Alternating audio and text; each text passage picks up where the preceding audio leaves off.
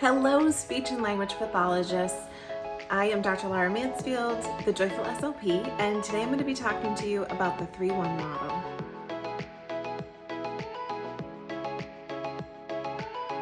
The 3-1 model is a popular model for a lot of speech and language pathologists. Now, when I first became an SLP back in 2001, this was not something that I was familiar with or that anyone was talking about.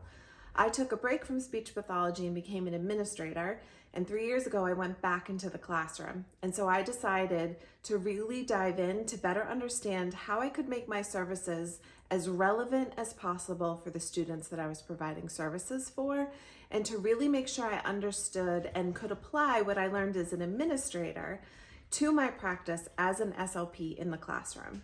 And this 3-1 model is something that really helped me to streamline my practice and make sure my services were relevant. So we're going to dive into that today.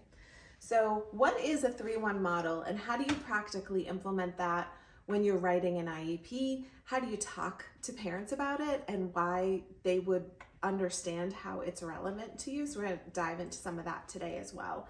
So a 3-1 model is basically you write your services monthly. So instead of writing 2 times 30 a week, which is probably a YouTube session for another day on service delivery and how we write our grids. But typically I would write 2 times 30 for pretty much every student, not very individualized.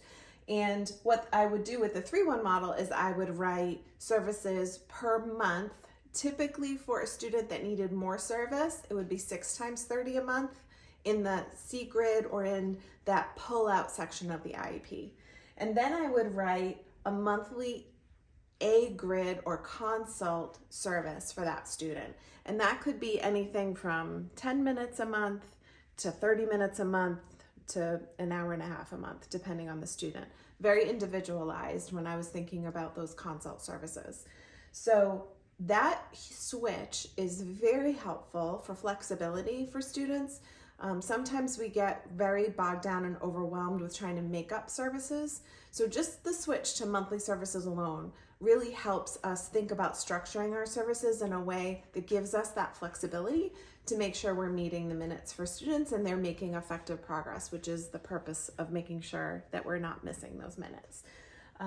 So switch to monthly services on the grid.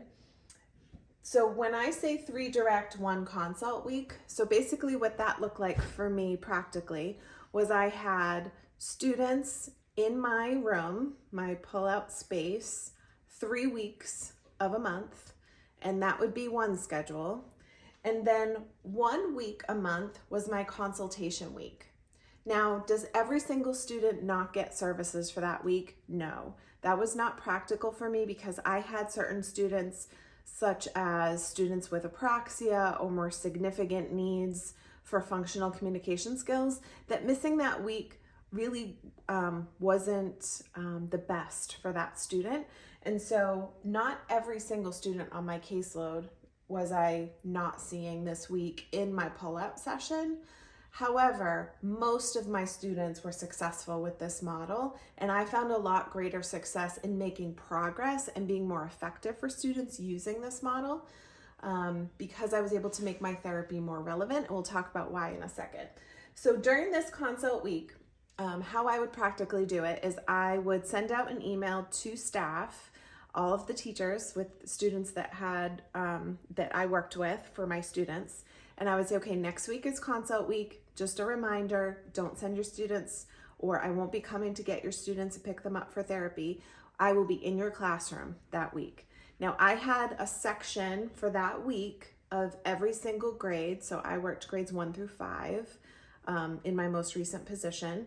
And so I would go into the classroom for a block of time. So depending on how many students were in that room, what those consult minutes looked like, what I was looking at, and also in my communication with the teacher, they would communicate what that student was struggling with, whether it was following directions or being able to follow multi-steps in their math. They could be struggling with reading comprehension or a writing task. So those were the times that I was pushing into their classroom and I was observing and learning more about what the expectation was so that I could really see where the student was struggling with accessing the curriculum. So that's basically what the 3-1 model looks like practically. So you're writing your service minutes monthly. So if you have a student that you would normally see 2 times 30 a week, that might shift to 6 times 30 a month.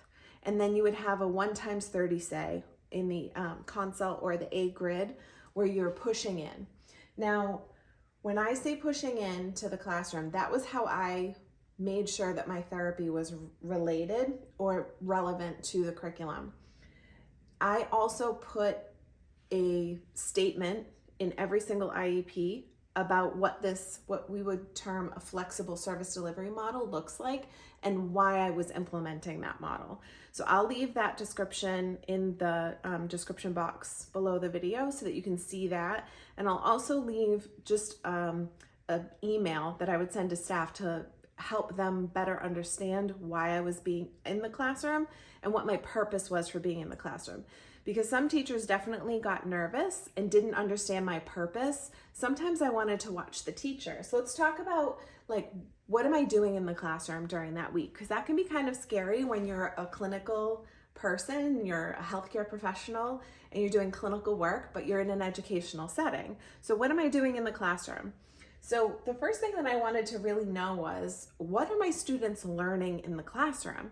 What are they expected to do? If I don't understand what my 3rd grade student is expected to do with her language skills in the classroom, how can I make my therapy relevant to her accessing the curriculum?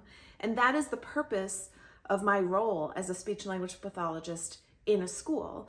Everything that I do is under that educational model, and it's to access the curriculum, whether it's academic, social, behavioral, or emotional. My lens has to be what they're doing in the classroom. And if I'm never in the classroom, I never knew what they were learning. I didn't understand the expectations that they had. So how was I going to make what I did with them in the therapy room relevant? It was really, really hard. So implementing this model gave me a regular rhythm of being in classrooms, listening to teachers. Now, I really had to work. Some teachers were fine. I could come and go in the classroom. They didn't care.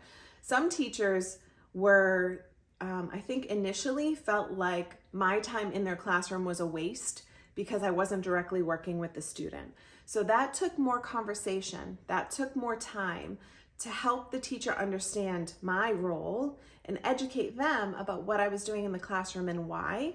But listening to teachers, listening to the vocabulary that they use, learning ways that they worked with the students to get them to respond, seeing what their expectations were for how they responded to certain things, the high level vocabulary that I heard for some of my students that I knew they wouldn't understand what those words were, the multi-steps or how a teacher might organize something that I understood based on what I knew about my student that they wouldn't be able to access without constant help, and how to make that more independent for them.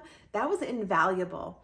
And that was just from me going in the classroom and observing what they were doing. So what are they learning in the classroom is a huge benefit to being part of this 3-1 model. So the next thing that I'm looking for and I'm thinking about is, what skill does my student need to be able to access what the teacher is asking them to do?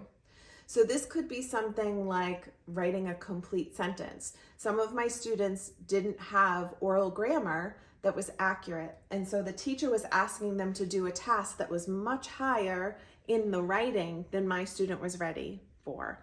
And so I could work in my classroom on relevant tasks similar to what they were expected to do in the classroom, but scaffold it for them in the therapy room.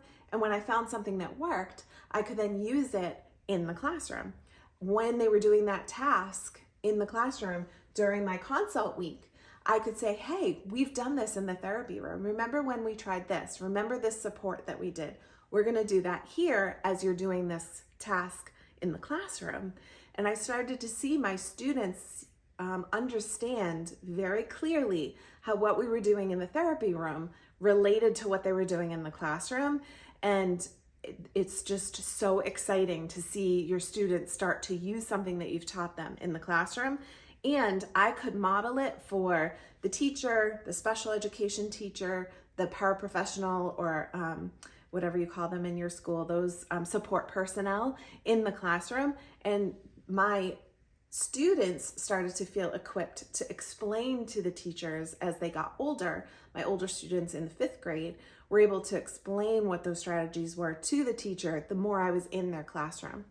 I think too, it created a greater relationship and connection with my student because I was in their classroom and I was seeing what they were expected to do, and we could talk about it in the therapy room and really make what we were doing related to the curriculum.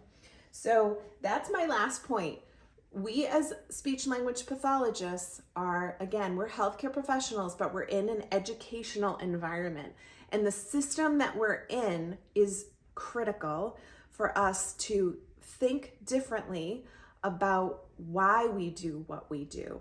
What we do is incredibly important, and I think being a public school SLP is the best job in the world. I've been in education for over 20 years, but I definitely did not feel as effective when I was trying to do everything in isolation. Once you kind of make that shift, that organizational shift about what your role is and how you have to work to make what you do relevant, it makes everything else flow. It helps you understand how to talk about your services with parents, how to talk about your services with teachers, and it makes it much clearer for you when you're deciding who qualifies for your services and who doesn't. If that child is able to get the service with the special education teacher in the classroom and they can access that service, they may not need your services. It helps us be much more clear on who qualifies and who doesn't.